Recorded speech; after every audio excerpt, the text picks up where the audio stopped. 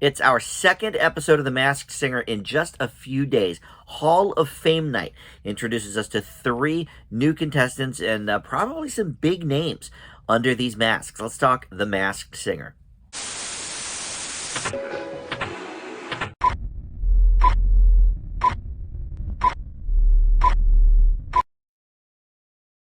Hey guys, Dan here. This is Dan Reviews It, and welcome to my recap and reaction video for the latest episode of The Masked Singer. It is Hall of Fame night. We're in season 8. This is, we meet three new contestants here. We're in episode 7, and one of these will go on to the semifinals. If you are unaware, they had an episode just a few nights ago. I think it was because that 1 week the baseball game sort of overtook it, and so they needed to play it somewhere. So we met the Milkshake and the Walrus, which both of them went home, and the Lambs are going on to the semifinals. I believe that is Wilson Phillips under the masks there. But I have the whole video up for that if you want to check that out as well if you missed it.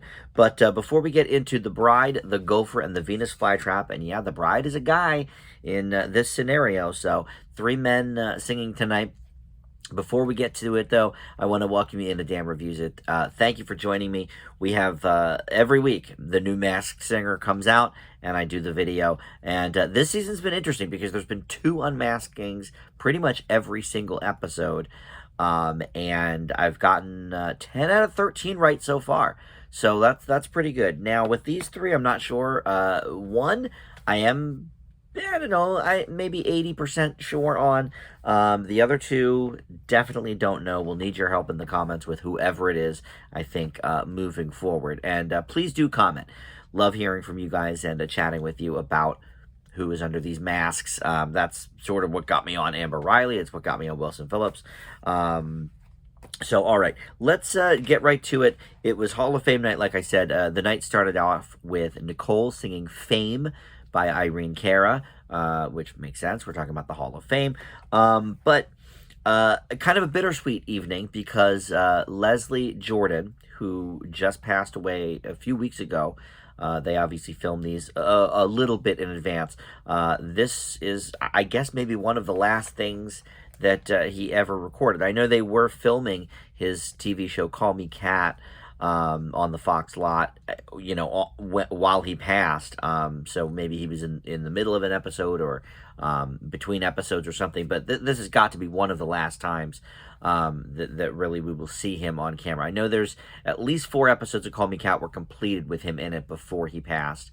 That had not aired yet, but yeah, it's very sad. So Ken was actually not on this episode at all. So you had Leslie Jordan, and then Joel McHale also came out. So we still had a 5-person panel. We swapped Ken out for Leslie Jordan and Joel McHale, both regulars on The Masked Singer, obviously. And Nick did mention in the Joel McHale intro that he is from Crime Scene Kitchen, which, at some point they're going to show season 2 of that. I believe it is in the can already. They've filmed it and are just kind of sitting on it, waiting to plug up a hole in their schedule. But I love that show, so I'm glad that he mentioned that when Joel came out. But all right, so let's first start with the Bride. The clue here was smashed a rock, and he says, I vow to rock, holding a rose as he was talking at first, as the bride. He's always telling feel-good stories, but I'm up here alone at this junkyard wedding. We see a globe with a crown on it, king of the world kind of thing. I've got a rugged personality. I live on the road selling out arenas. I've got an appetite for destroying things, been in some of the messiest fights. But want to master. I've gone solo, but want to master a new commitment here. And we see music notes there. And we also see a pin with a snake on it. On his lapel or whatever. And then once he started singing, we realized, oh, this is actually a dude. He did Shut Up and Dance by Walk the Moon. And then after the singers performed this week, they had an actual goat come out, because of course when you're in the Hall of Fame, they call you the GOAT, greatest of all time. But they brought an actual animal goat out to bring a little, sort of a gold medal looking thing. And each one said something different. This one said action hero. And he was talking in a British accent, but some of the people on the panel thought that that was put on. Robin and Joel specifically. Nicole thought it was real. I'm not sure. I could go either way on it. It sounded pretty good. All right, Nicole. We only really heard two guesses because Nicole said at first she thought maybe Jean-Claude Van Damme or Steven Seagal, but then she leaned towards David Coverdale from Whitesnake because we saw the snake pin, and then Robin thought it could be Carrot Top. I'm not, yeah, he sells out arenas, I guess, but some of the other things I didn't quite get with that. But the original clue when the singer is coming out, and I've mentioned this before, I don't believe the panel sees. I think that's just for us, the audience. So they didn't see smashed a rock. Immediately, I thought, okay, well, obviously, The Rock, makes me think of Dwayne Johnson. So could this be somebody in wrestling or MMA or UFC or something like that? So when I thought it was a woman that was the bride, I was thinking like, oh, it could be Ronda Rousey because she was in, at least one of the Fast and Furious movies, and maybe they had a fight scene in it. I don't really remember. But once it was a dude, I was like, okay, well, now I'm thinking WWE, maybe somebody that he's acted with in Fast and Furious or one of his other movies, maybe necessarily not in the ring, but maybe in a movie they got into a fight or something. So with the accent, I thought, okay, well, maybe Jason Statham. But here's the thing. I don't think that's right because I live on the road selling out arenas. That ain't Jason Statham. That is WWE in my mind. And so since this is the Hall of Fame night, this is, we're talking the GOATs.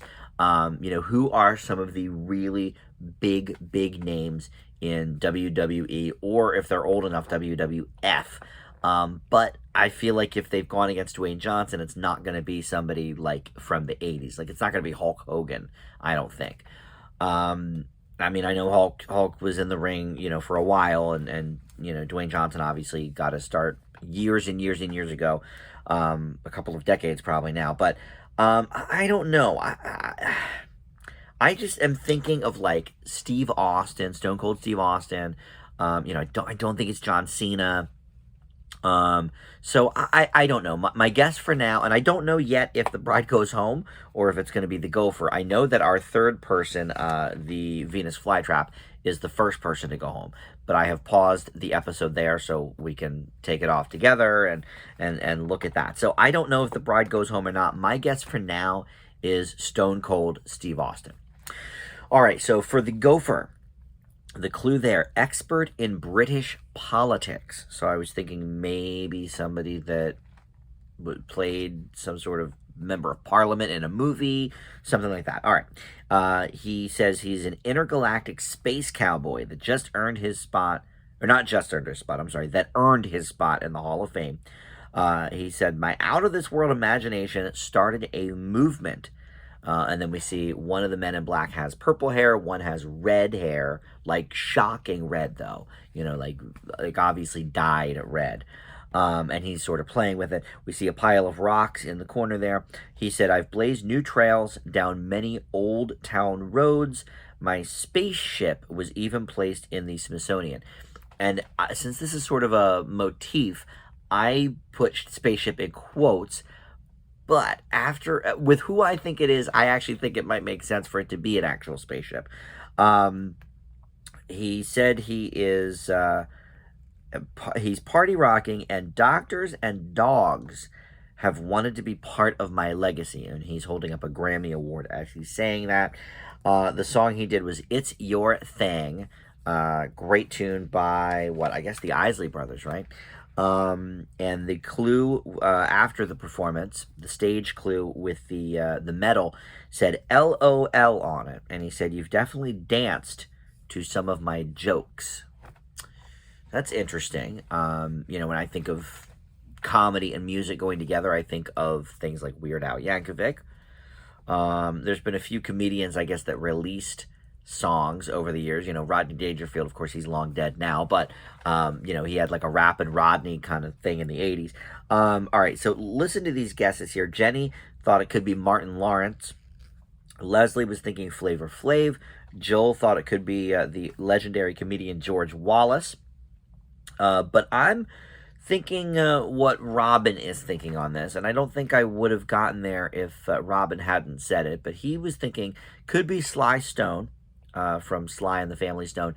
Although Robin pointed out he has not performed in a long time, so he would be shocked if it was him. But then he landed on who I think it actually is, and that is George Clinton. Funk Master. I know that Snoop's first single, What's My Name, sampled George Clinton. Has he been sampled by Dr. Dre? I'm not positive, but I'm sure at some point he has. And Dr. Dre produced that Snoop album anyway, so technically, just having Snoop sample him would be really Dre sampling him as well. And Robin's also the one that sort of went there with when he said doctors and dogs want to be part of my legacy. I didn't think much about it, but Robin pointed out that's got to be Dr. Dre and Snoop Dogg. Yeah, that makes total sense. So yeah, for now, I'm thinking George Clinton. So we'll see about that. All right, and then finally, the Venus Flytrap. He is the one going home first. So I will read you all the stuff here, give you my guess, and then we'll go to the tape. Venus Flytrap. All right, the clue, loves his name. Okay. He said he's been in 2 Hall of Fames. Or, I'm sorry, not 2 Hall of Fames. I wrote that down that way, but that's not what he said. He said he's been inducted into the Hall of Fame twice.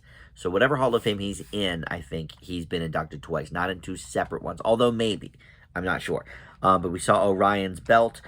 He said his first Hall of Fame entry was in the 20s, and then again he hit it in his 40s. And we actually see him wearing a gold medal at that point. He said his greatest hit, though, came in the next decade. And then we see a horseshoe on a grill. He said everyone has had a piece of me in their home at some point. He sang Get Ready from The Temptations, I think. And the clue on the gold medal was 100 million. And he said over the years he has taken the punches and took the blows. All right, now, I'll read you the panel's clues. I think one of them is very obvious, and it's late. It's 4:15 in the morning when I'm recording this, so I did not think of this, but as soon as the person said it, I was like, yeah, it's got to be. Leslie thought it was Mike Tyson. Jenny thought it was Bo Jackson. Nicole thought it could be Charles Barkley. That one's not a bad guess. But Robin said George Foreman, and all of those clues then sort of just made sense because yes, he was a big hit in his younger years, in his 20s. Then in his 40s he had a career resurgence, and then the George Foreman grill really is his biggest legacy. We have all had a George Foreman grill in our house at some point, and Robin thought the 100 million on the medal could mean that's how many units of the Foreman grill were sold. And then after all that, which I was already convinced, but the clue, loves his name. George Foreman, for whatever reason, named all of his sons George. It's the stupidest house I ever heard of, but whatever. So he loves his name so much, he named all 5 of his kids after himself. So this has got to be George Foreman. I don't know if I would have necessarily thought of that without Robin's help, so thank you for that. So when they announced that he was the first one voted off, everybody on the panel stuck with their same guess. Joel McHale had not spoken yet, so his guess is Mickey Rourke, who has already appeared on the show. But Joel pointed that out, but he said that he was so bad that he might want a redo.